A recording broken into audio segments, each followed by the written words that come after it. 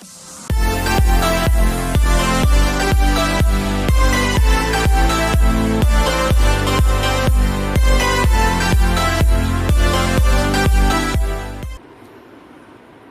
students, welcome to the lecture series on biochemistry classes.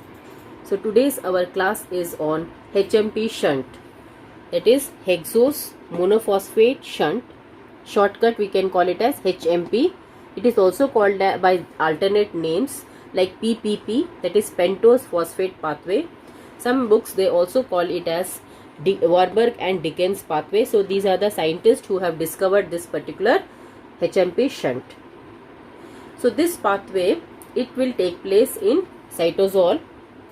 So it takes place in certain tissues, certain specialized tissues like liver, adipose tissues, adrenal gland, lactating, mammary glands, erythrocytes and testes. So these are the main tissues where actively you can see the HMP shunt will be taking place. So in these tissues especially there is lot of synthesis of fatty acids, steroids, etc. And for their synthesis we require a reducing power, that is NADPH. So this NADPH source is this HMP shunt. So that is the reason in these tissues this pathway is actively happening. This pathway also produces pentoses, and pentoses are utilized in the nucleic acid or nucleotide synthesis or formation of nucleotide coenzymes. And one more very important thing is HMP shunt, it occurs in two phases. Oxidative phase. HMP shunt occurs in two phases, oxidative phase and non-oxidative phase. So these are the main points you should remember about HMP shunt. So let us see both the oxidative as well as non-oxidative phases of HMP shunt.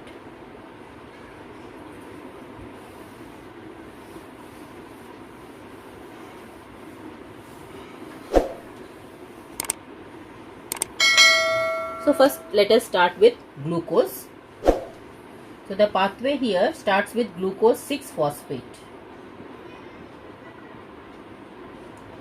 This glucose 6-phosphate, it can be obtained by hexokinase reaction where glucose gets converted to glucose 6-phosphate. So let us first start with the oxidative phase. So this oxidative phase starts with glucose 6-phosphate. This glucose 6-phosphate, it is converted to 6-phosphoglucono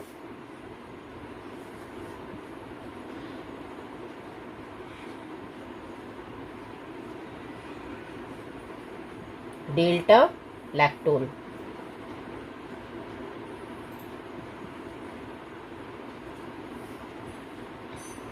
So this step is very essential because this is the first step where NADPH is generated. So for this step to happen, we require enough NADP plus. So this NADP plus, it will be reduced to NADPH plus H plus.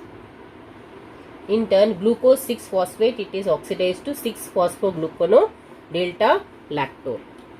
So the enzyme here is very important. The name of the enzyme is glucose 6-phosphate dehydrogenase. Glucose 6-phosphate dehydrogenase.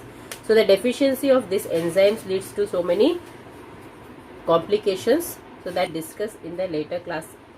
So this glucose 6-phosphate dehydrogenase, it is very important enzyme, and the deficiency of this enzyme will affect the production of NADPH, and if NADPH production is not proper, then all the pathways which require NADPH, they will be affected.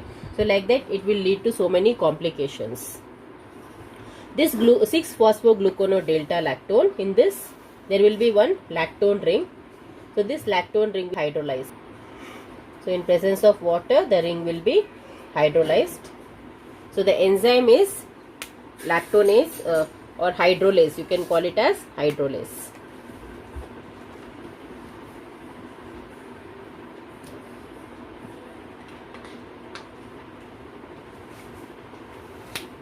So when the delta lactone ring is hydrolyzed, so the resultant product is 6-phosphogluconate.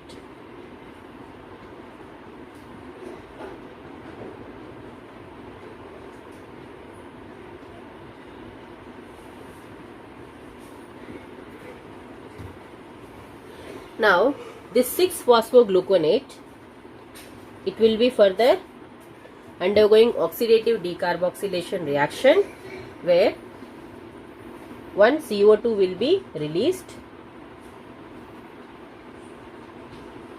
and this is the second step where you can see there is another molecule of NADPH will be generated from NADP.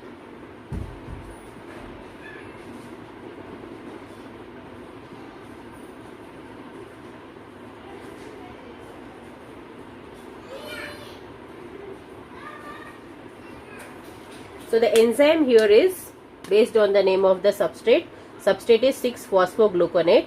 So the name of the enzyme is 6-phosphoglucono dehydrogenase. 6-phosphogluconate dehydrogenase. Okay, that is the name of the enzyme. And as a product, we get a pentose called as ribulose. Ribulose.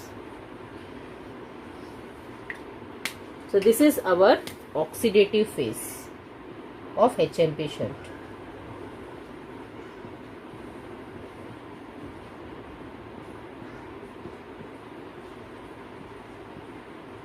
Oxidative phase of HMP shunt. So here in the first step, the enzyme is glucose 6-phosphate dehydrogenase, where glucose 6-phosphate, it will be converted to 6-phosphoglucono delta lactone. NADP is reduced to NADPH plus H plus. So in this step we get one NADPH. Later the lactone ring will be hydrolyzed by hydrolase in presence of water. So we get 6-phosphogluconate. This 6-phosphogluconate will be further undergoing oxidative decarboxylation. As a result, you can see there will be production of one CO2 here, and also there is a production of one pentose called as ribulose. And very important, again second NADPH generation also will happen in the same oxidative phase. So if you see the output of this oxidative phase, so we are getting 2 NADPH,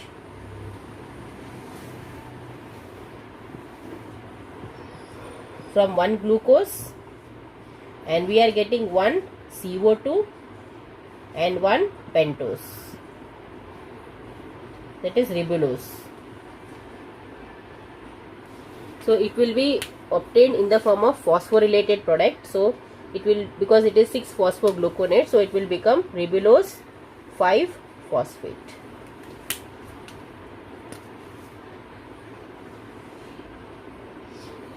So this is our oxidative phase of HMP shunt. So the main significance of oxidative phase is it will produce a reducing power NADPH, it will produce carbon dioxide, and it also produces pentoses. Now let us see the non-oxidative phase of HMP shunt.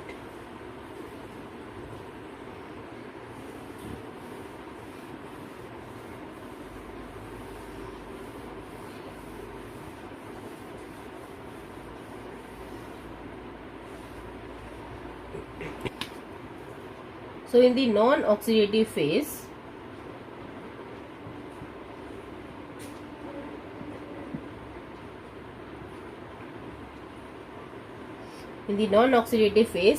we will start from the ribulose 5-phosphate what we have generated there, right?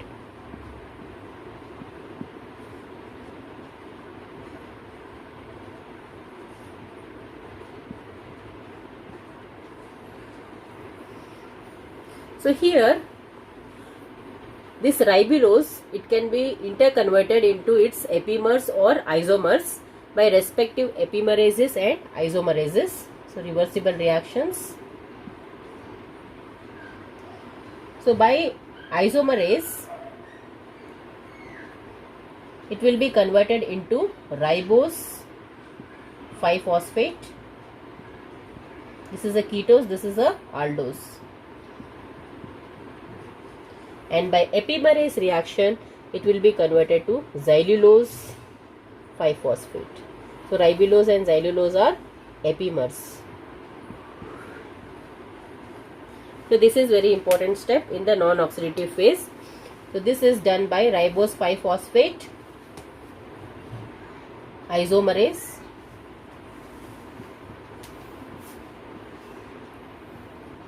and this is done by ribose 5-phosphate epimerase.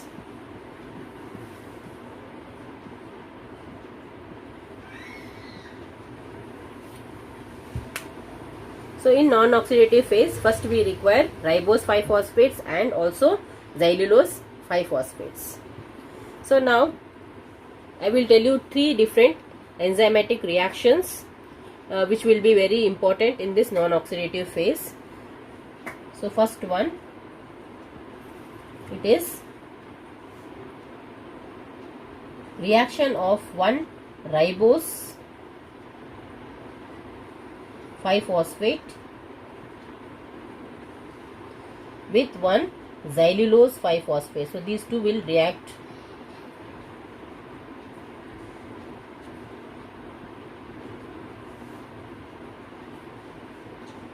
So these two will react. So this is having, let us see the carbons also. This is having 5 carbon.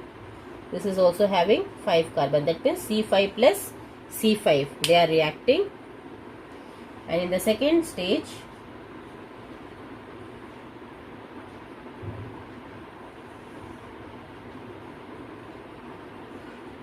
they will produce pseudoheptulose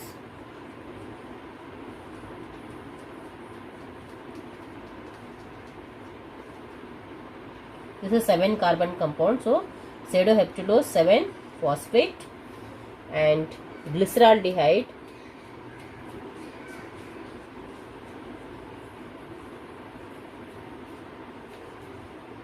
(3-phosphate). So these are the products of stage 1. Okay, stage 1 in which ribose 5-phosphate and xylulose 5-phosphate, that is C5 plus C5, they both will react to give C7 plus C3. So 5 plus 5 10, 7 plus 3 also is 10. So this happens in the stage 1. This happens in stage 1. So here the enzyme is trans-ketolase. Trans-ketolase. So here you have to remember 2 enzymes in non-oxidative phase. One is trans-ketolase, another one is trans-aldolase. So in this first stage, C5 plus C5, they react by trans-ketolase, where TPP is the coenzyme for this enzyme. Okay, they will give you C7 plus C3, that is pseudoheptulose 7-phosphate plus glyceraldehyde 3-phosphate. These are the products. Now these 2 products which are formed in stage 1, they will be participating in stage 2. So now in stage 2, these 2 will react and they will give you 2 molecules. One will be fructose 6-phosphate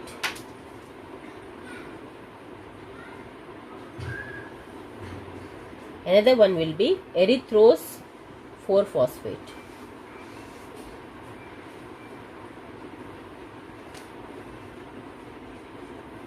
Now here it is having 6 carbons and this is having 4 carbons. So this is stage 2. So I will write it here.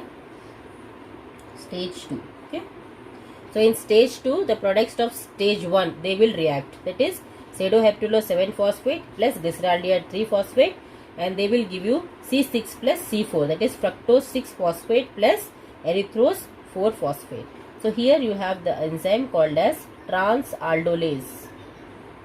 So it is alternative, trans-ketolase, trans-aldolase, and again trans-ketolase will come.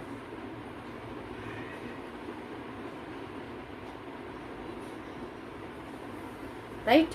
Now stage 3. So in stage 3 what happens is, so this is one final product of this non-oxidative phase. This product, that is erythrose 4-phosphate. Now this will further participate in the non-oxidative phase. So this reacts with one xylulose 5-phosphate. Okay. That means xylulose 5-phosphate is having 5 carbons, right? Erythrose is having 4 carbons. That means C4 plus C5. That is equal to how much? C9, right? So we will react.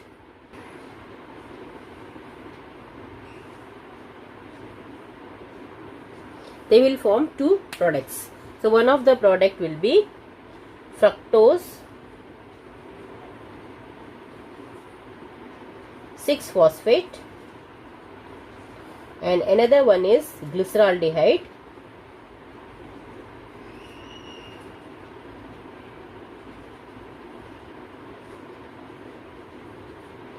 3-phosphate. So here it is 5 plus 4 is 9. It is split into 6 plus 3, that is equal to 9, right? So let us see what are the final products we are getting. So one product I have ticked here, that is fructose 6-phosphate.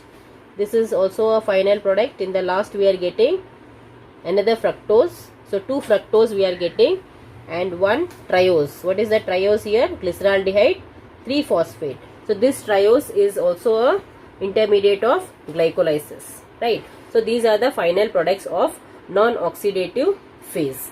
So we have started from 1 glucose 6-phosphate.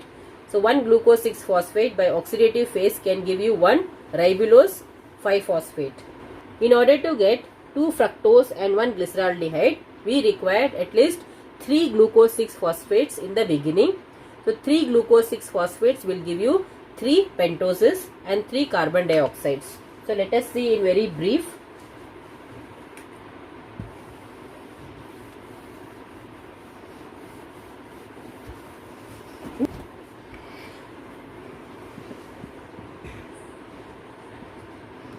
So here we require 3 glucose 6-phosphates.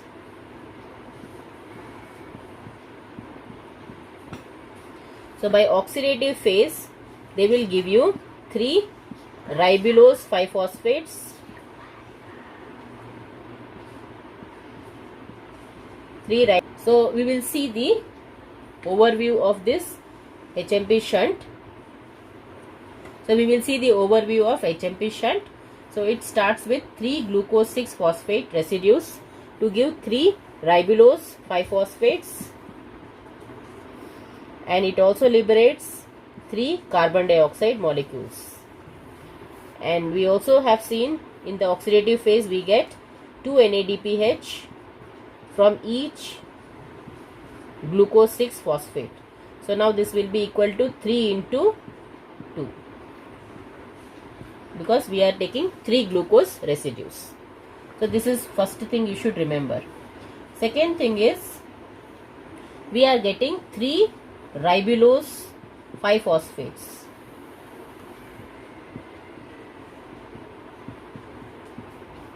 So by epimerase and isomerases they will give us 2 xylulose 5-phosphates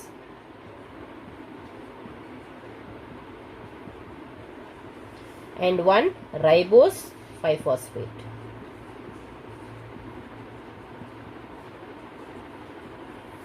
Okay.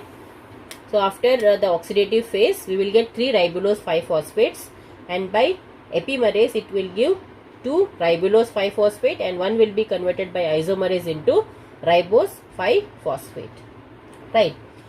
Next what happens is these 2 xylulose and 1 ribose, they will enter into the non-oxidative phase of HMP shunt.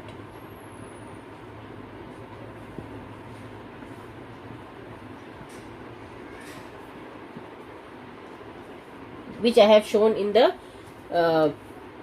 so this will happen in the non-oxidative phase, which just now I have explained, where it starts with C5 plus C5, where 1 xylulose and 1 ribose will react in the beginning, right? So the non-oxidative phase, the final products what we got includes 2 molecules of fructose 6-phosphate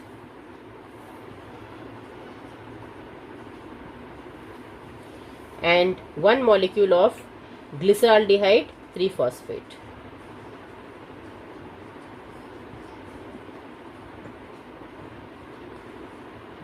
So as we know, fructose 6-phosphate can be converted to glucose 6-phosphate by phosphohexose isomerase. And also this glyceraldehyde 3-phosphate, it is an intermediate of glycolysis.